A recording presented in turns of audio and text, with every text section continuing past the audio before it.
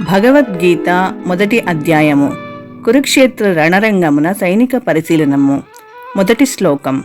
ధర్మక్షేత్రే కురుక్షేత్రే సమవేతాయుత్సవః మామకాః పాండవాశ్చైవ కిమకుర్వత సంజయ. ధృతరాష్ట్రుడు పలికెను, ఓ సంజయ, కురుక్షేత్రంలోని ధర్మక్షేత్రంలో నా తనయులు పాండుతనయులు యుద్ధము చేయగోరిన వారై సమకూడిన పిదపై ఏమి చేసిరి. రెండవ శ్లోకం. దృష్ట్వా తు పాండవానీకం వ్యూఢం దుర్యోధనస్తదా ఆచార్యముపసంగమ్య రాజా వచనమబ్రవీత్.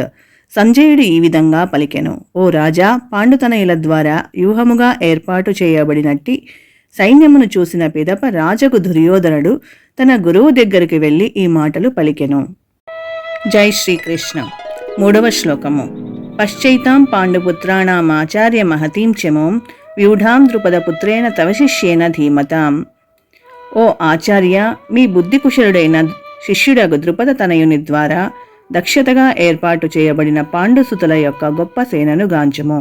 జై శ్రీకృష్ణ. నాలుగవ శ్లోకము. అత్ర శూర మహేశ్వాస భీమార్జున సమాయుధి యూధానో విరాటస్య ద్రుపదస్య మహారథః.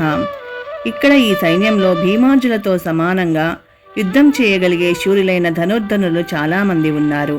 యూధానుడు, విరాటుడు, ద్రుపదుడు మొదలగువారు అటువంటి మహాయోధులు. జై శ్రీకృష్ణ. ఐదవ శ్లోకము. దృష్టకేతుశ్చేకితానః కాశీరాజస్య వీర్యవాన్ పురుజిత్ కుంతిభోజస్య శైబశ్చ నరపుంగవః. దృష్టకేతువు, చేకితానుడు, కాశీరాజు, పురుజిత్తుడు, కుంతిభోజుడు, శైబ్యుడు వంటి శూరులైన మహాయోధులు కూడా ఉన్నారు. ఆరవ శ్లోకము. యుధామన్యుశ్చ విక్రాంత ఉత్తమౌజాశ్చ వీర్యవాన్ సౌభద్రో ద్రౌపదేయాశ్చ సర్వ ఏవ మహారథాః. జై శ్రీకృష్ణ. ఏడవ శ్లోకం. అస్మాకం తు విశిష్టా ఏతాన్ని బోధ ద్విజోత్తమా నాయకా మమ సైన్యస్య సంజ్ఞార్థం తాన్ బ్రవీమితే. కానీ ఓ బ్రాహ్మణోత్తమ, నా సేనాబలమును నడపడానికి విశేషంగా యోగ్యులైనట్టి నాయకులను గురించి నేను మీకు చెబుతాను. జై శ్రీకృష్ణ. ఎనిమిదవ శ్లోకం. భవాన్ భీష్మశ్చ కర్ణశ్చ కృపశ్చ సమితింజయః అశ్వత్థామా వికర్ణశ్చ సౌమదత్తిస్థదైవ చ. యుద్ధంలో ఎల్లప్పుడూ విజయం సాధించే మీరు భీష్ముడు, కర్ణుడు, కృపుడు, అశ్వత్థామ, వికర్ణుడు, సోమదత్తుని పుత్రుడైన భూరిశ్రవుడు వంటి వారు ఉన్నారు. జై శ్రీ. తొమ్మిదవ శ్లోకం.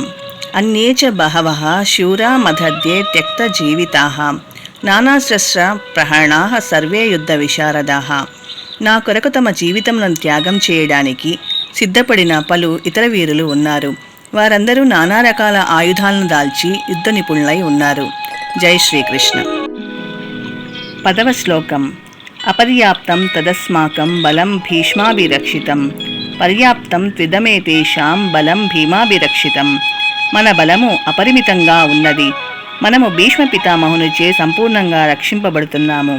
కాగా భీమునిచే జాగ్రత్తగా రక్షింపబడే పాండవ బలము పరిమితంగా ఉన్నది. జై శ్రీకృష్ణ.